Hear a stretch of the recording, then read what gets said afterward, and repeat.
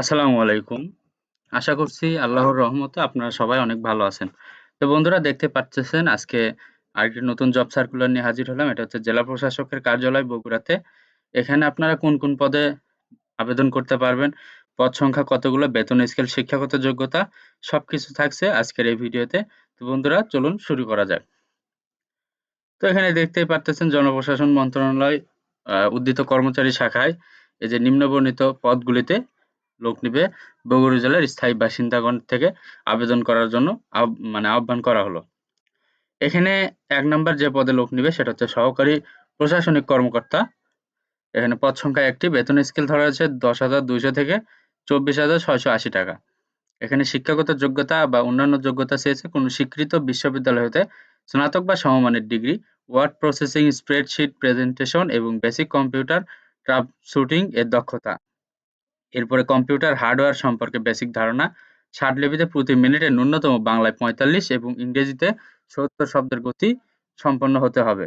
এরপরে computer word processing, data entry ও typing এ প্রতি মিনিটে বা ন্যূনতম বাংলায় ২৫ ও ইংরেজিতে ৩০ শব্দের গতি সম্পন্ন হতে হবে।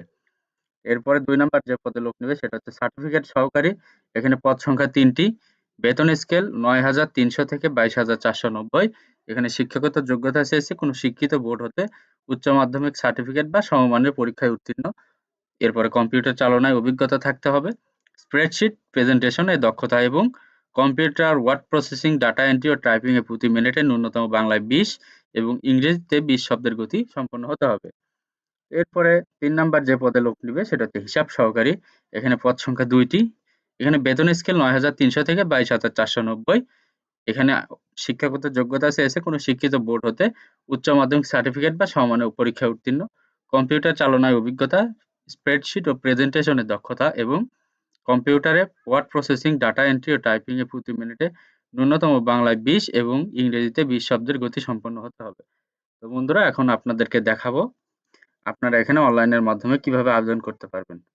তো এর আগে আরেকটি কথা, তো বন্ধুরা যদি আপনাদের এই ভিডিওগুলো ভালো লাগে, আপনি দেখার পাশাপাশি আপনার বন্ধুদেরকে বা আপনাদের রিলেটিভদের দেখার জন্য প্লিজ আমার এই ইউটিউব চ্যানেলটি সাবস্ক্রাইব করবেন এবং ভিডিওটি শেয়ার করে আপনাদের বন্ধুদের মাঝে ছড়িয়ে দিবেন। তো এখানে দেখতে পারতেছেন অনলাইনে আবেদনপত্র পূরণ সংক্রান্ত যে নিয়মাবলী, এখানে এই যে লিঙ্ক দেওয়া আছে, এই লিঙ্কে ক্লিক করে আপনাদের আবেদন করতে হবে।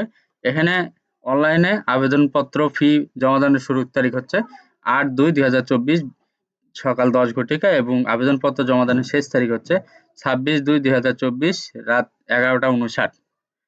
তো এখানে আপনি আবেদন করার পরে ৭২ ঘন্টার ভেতরে পরীক্ষার ফি জমা দিতে হবে। তো এখানে পরীক্ষার ফি কত টাকা সেটা একটু আপনাদেরকে দেখাই। এখানে দেখেন এই যে ৳২২৩ পরীক্ষার ফি আপনাকে জমা দিতে হবে টেলিটক প্রিপেইড নাম্বারের মাধ্যমে। ফি জমা দেওয়ার পর আপনি যে এইভাবে মেসেজ দিবেন। মেসেজ দিলে আপনাকে একটা ইউজার নেম পাসওয়ার্ড দিবে। ওইটা দিয়ে আপনি অ্যাডমিট কার্ড বের করে নিয়ে পরীক্ষার জন্য অংশগ্রহণ করবেন এবং আপনাকে অবশ্যই এসএমএস এর মাধ্যমে পরীক্ষার ডেট সবকিছু জানাতে হবে। এছাড়াও এখানে আপনি এই যে ৩০x৮০ পিক্সেল একটি রঙিন ছবি এবং ৩০x তিরি ৩০০x৩০০ পিক্সেল একটি স্বাক্ষর এখানে এড করতে হবে। ঠিক আছে? বন্ধুরা আজকে ভিডিওটা দেখেন আরো কিছু আছে। এই যে আপনাকে কি ভাবে একজন যোগ্য প্রার্থী হিসেবে তারা বিবেচনা করবে এখানে সবকিছু দেওয়া আছে। তারপরে যদি কেউ মুক্তিযোদ্ধা কোটায় হয় তাদের জন্য কি সুবিধা পাবেন এখানে সবকিছু দেওয়া আছে। তো বন্ধুরা আজকের ভিডিওটা এই পর্যন্তই। যদি আমার ভিডিও ভালো লাগে, সুন্দর লাগে, এখান থেকে যদি উপকৃত হতে পারেন, অবশ্যই আমার এই চ্যানেলটি সাবস্ক্রাইব করবেন এবং পাশে থাকা বেল বাটনটি অন করে দিবেন যাতে নতুন কোনো ভিডিও আসলে সাথে আপনি পেয়ে যান। পাশাপাশি লাইক, কমেন্ট এবং শেয়ার করে আপনাদের বন্ধু এবং রিলেটিভদের মাঝে ছড়িয়ে দিবেন। তো সবার জন্য অনেক শুভকামনা। সবাই ভালো থাকবেন, সুস্থ থাকবেন। আল্লাহ হাফেজ।